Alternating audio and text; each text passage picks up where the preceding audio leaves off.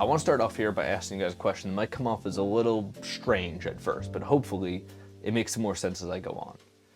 What stops you all from being terrible people? Like you individually, what stops you as a person from being worse? And I started thinking about this question because I was reading Plato's Republic, right? And Plato's Republic is like obviously the super expansive thing, but it starts off with a really general question of like, what's morality? What's the value of morality?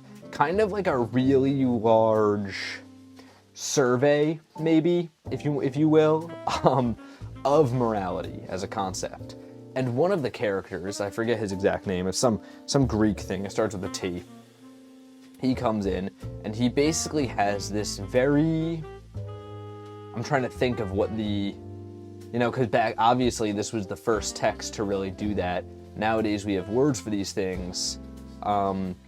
Very 48 Laws of Power-esque interpretation of morality and morality's usefulness. And basically comes in and goes Machiavellian. That's the word, Machiavellian. He has this very Machiavellian perspective on this. And he sort of comes in and goes, morality is useless. Whoever has power is exercising it, and morality is just doing whatever you want and holding that power over other people.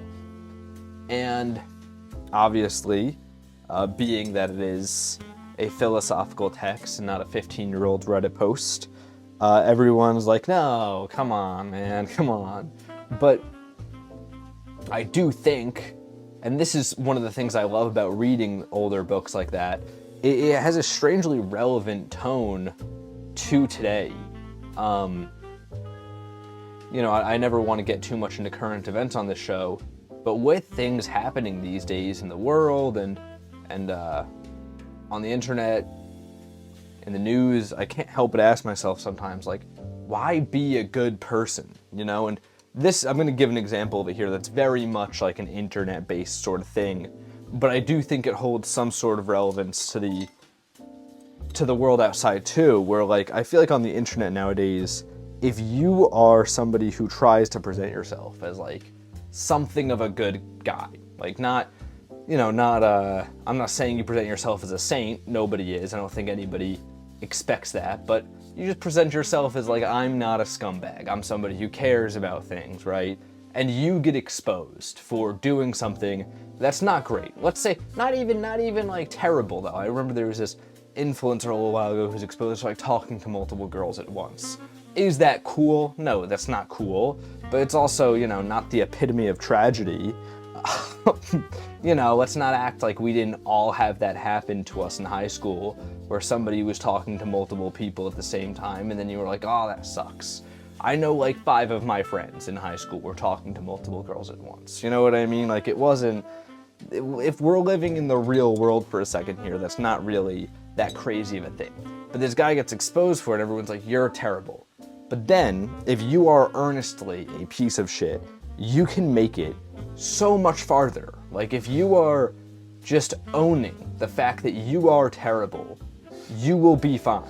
If you are bigoted or mean, toxic, racist, just throw any negative adjective you can think of, if you are that, but at the end of the day, you go, what are you gonna do about it? You're fine, you'll do fine, right? And I think that's so interesting. And sometimes it gives me this apathy of like, why do anything nice, And then I look at the real world around me, because I have a perspective like that, where it's like, wow, it seems like it's really beneficial to be the worst guy ever. And I'm like, maybe it's just the internet. But then I look around to the real world too, and it's like, wait, being an earnestly, bad person can get you to be the president these days. You know what I mean? As long as you go, no, that's me, and own it, you win. It's bizarre. And there's almost an aspect of it that I kind of like, because it's like, I guess maybe it says honesty and authenticity are more important than morality to a lot of people. I think that's maybe a silver lining to it if you see that as a good thing. But overall, it made me ask the question of like, well, if it's so much more beneficial to just be not good, and I think this is something we've all known for a while. Like, I feel like that's something you discover on the playground. That, like, if you walk up to the kid on the swing and throw him off the swing, you get the swing now. And we all stop that because usually it's because, you know, it feels terrible to throw that kid on the floor and watch him cry. Like, I don't think I couldn't hang with that when I was a kid. But, you know, we all had that one kid in our class in elementary school who kept throwing him off the swing and going like, you know, now I'm swinging every day. And he was swinging every day, you know?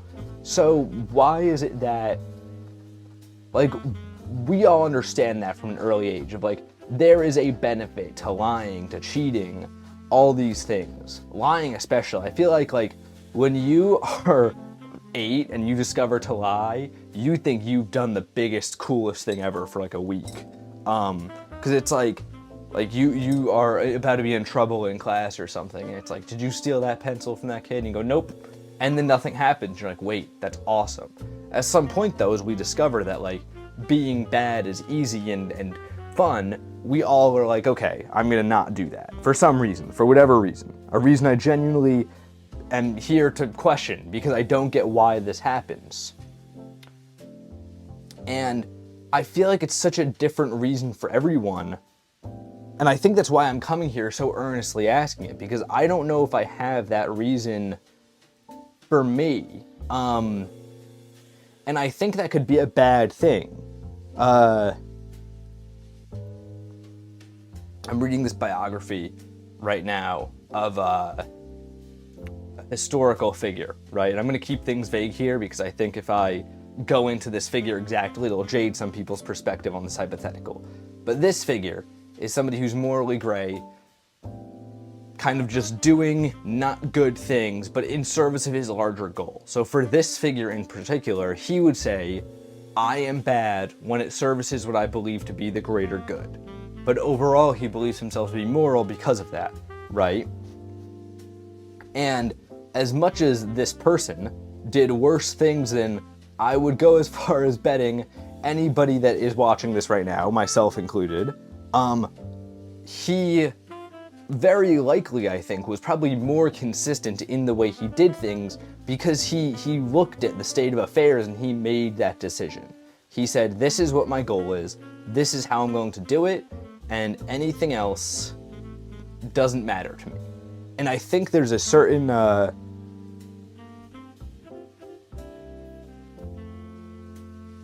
good in that, right? Like, I think if me and you, being normal people, were to do that, that'd probably be a rather good thing, right? We aren't trying to overthrow a country, so, you know, we get to do it in a way that is even less morally gray. We would just have a code of conduct. And I think this is such a struggle for me because, like, it's almost something I just float by with. I know I've given like 5 hypotheticals already, but there's one more that I was thinking about that I think really illustrates why I think it's bad that I haven't developed this sort of code, right? You in New York City, which is where I'm at, for those of you who are maybe new to the channel, you pass hundreds of homeless people a day. Easily hundreds, right? Especially if you're in Manhattan. If you're in like Brooklyn, you know, any of the other boroughs, maybe a little less, but you're passing a lot every day. And obviously, many of them are begging for money. I'm trying to think of like a nicer way to put this, but I really can't. So many of them are begging for money, right? You as an individual give you give 1 or 2 people a day some money, let's say. Maybe you're walking out of a Starbucks and you have an extra $1 in cash, so you give it to them. Usually that's what I do, at least. If I have like cash, I'll give it. Typically I don't. So I end up not, to be completely honest, right? And there comes a question of that, of like, how do you, as somebody who holds the power in this situation, having the money that they don't and that they need, right? That could be of a huge difference to them, right? That $1 for me is nothing, right? I just spent 5 on my Frappuccino from Starbucks, my double cookie chocolate chip Frappuccino from Starbucks, with enough sugar to kill a Victorian child. To them, though, that could be the difference between them, maybe getting a blanket for the night, or even something as simple as getting high and having reprieve from their situation, whatever it could be. The point is that dollar is a lot more meaningful, right? So as somebody who holds power in that situation, you have like a bit of a complicated decision in front of you, I guess, right? Of like, if I give this to this person, that improves their situation, but then how do I decide it's this person and the rest of them? And this is what I'm getting to here, right? If I were to have a code of conduct, like a genuine one, going, I will give $1 to every homeless person, it'd be a very serious expense in my life. One that I actually could not afford, I don't think, to be completely honest. Based on like trying to think of the amount I see frequently, I don't think I could afford that, right? But if I'm to go, I'll give one every $5, that's weird, right? That's a weird thing to come up with. So the conclusion that and from what I understand, from speaking to people, many other people I know come to, is like, I will just do this on random occasion when I have the means and it's the least friction situation. Okay? I just have a buck in my hand, I'll do it, right? That's the situation most people come to. And I think this is obviously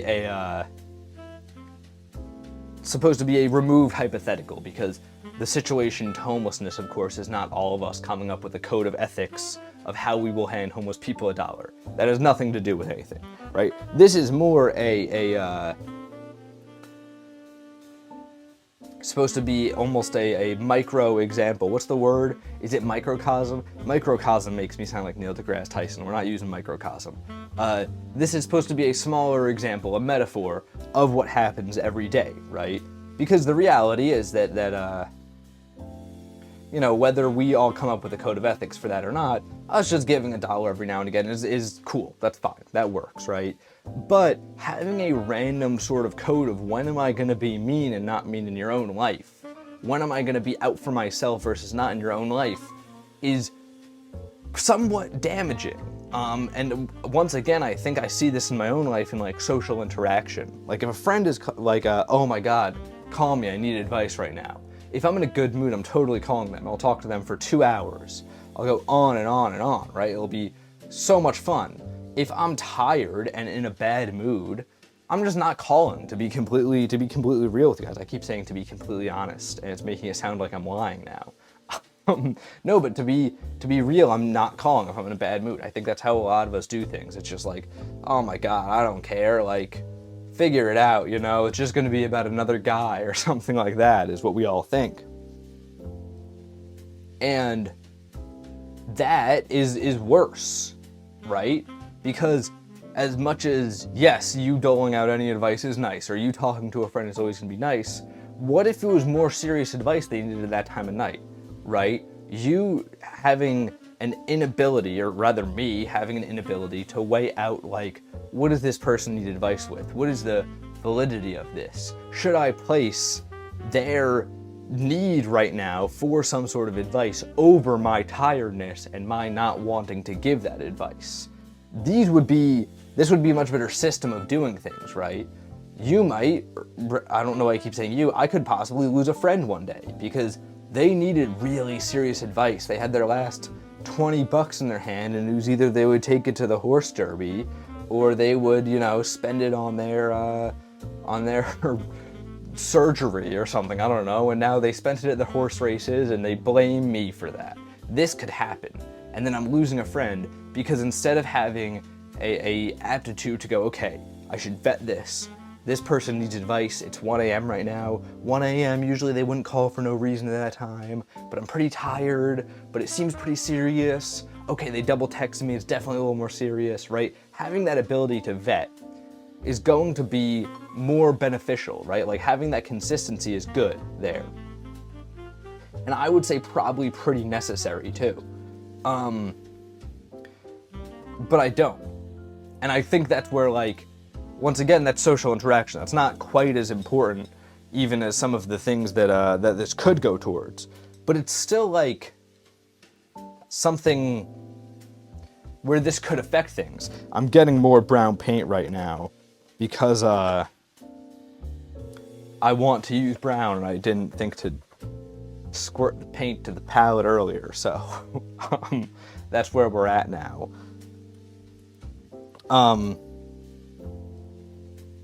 You know, that's obviously, even that is a fairly small example, I'd say, in comparison to where having no set standard in place could go. Like, what if this is something with genuinely making life decisions? I think there's also the very unfortunate reality that, like, in a lot of ways, being just like the worst there is very beneficial. Maybe not in terms of like you're gonna be a cool guy with a lot of friends, but in terms of like usually people who just don't care about others end up making a lot of money because they'll just hit Wall Street and just go and then end up very rich. Maybe they're scummy and don't have many friends, but they're gonna be better off financially, you know, and that's definitely a valid enough reason to be like, maybe, you know, I know people in my own life, to be completely frank with you, who are like, no, yeah, I know this isn't the coolest or best thing to do, but like, I gotta provide for the people in my life, and I'm just gonna do this right now because of that. I think we all, not to get too serious here, I think we all know people like that, where it's like, I can reprehend that action, but I cannot reprehend your reason for doing it.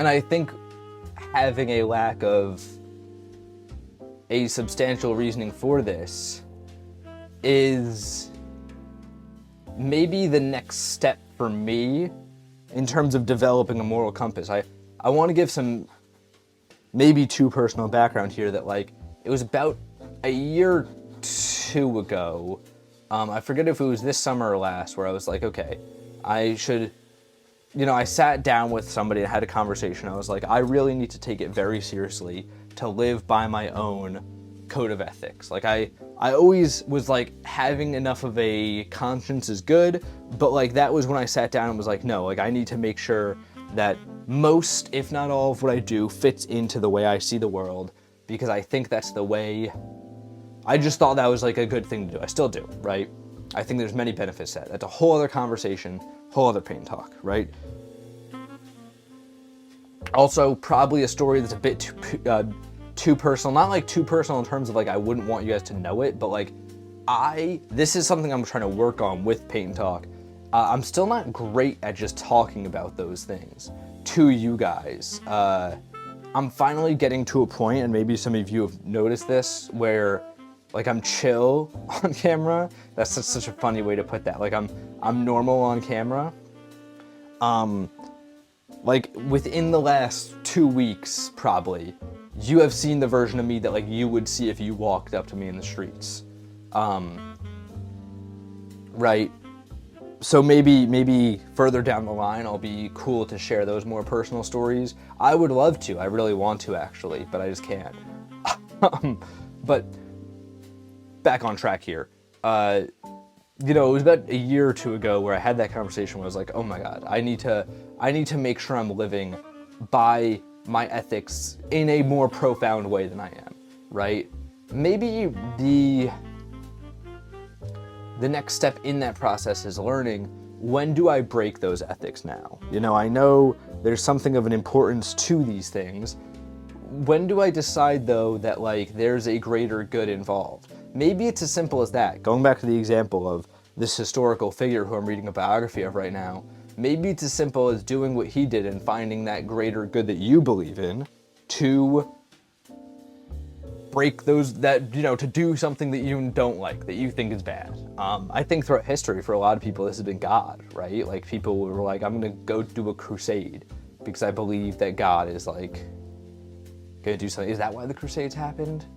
I just said that. I have no idea. I just completely said that. But like, isn't that why people would do bad things throughout history a lot of the time? They believed that God was some greater good. Like, they would enslave kingdoms and be like, no, this is for God, though. Like, they'd burn a village and be like, God did. And then everything was cool for them, I guess. Can I blame them? I guess you don't know better when you're in the year, like, you know, whenever the Crusades happened, right? If that was what the Crusades were, since I just made that up. So, like, I guess I can't blame them. So, like, is it for me finding that greater good of, like, what do I believe in? Where will those immoral actions be in service of? Is that it? Is that the simple answer? And this is why this whole video has been a very long way of saying, give me your answers if you have them. I feel like that was nothing. Like, I feel like that was just a very long 20 minutes of me stretching out this question in 100 different ways. But I also feel like I got closer to answering the question myself, so hopefully that was something. This painting is actually a request. I was trying to paint that castle like 2 paint talks ago, and somebody commented, you should paint one of the buildings from insert architect's name. I completely forget what the name is. Shows the journalistic integrity we have here on Paint Talk. And it was very fun, colorful stuff. It was far too complicated. Like, I looked at it right away and I was like, there's no way I'm painting that in a good way. But I was like, this is colorful and cool, and I think it would make well for this style of painting, where it looks like a kid's drawing, but it's fun, and like it has something fun to it. So that's what I did. And I think, okay, outside of a couple things, like some smudging that is always happening because I don't allow these paintings to dry because of the format here, which will not be changing. I think it's a cool painting. I think it's fun. And I do just genuinely like this style of, like, you know, super colorful and fun and vibrant and loud, and you can't look away from it. And it has like a certain warmth to it, energy, joy. Feels like you're a kid having a picnic. Check it out over on Instagram. And until tomorrow, guys, gals, and pals, my name is Max Seiss. This has been Paint Talk episode 90. 90? 90? I'm here every morning, painting and talking with you all.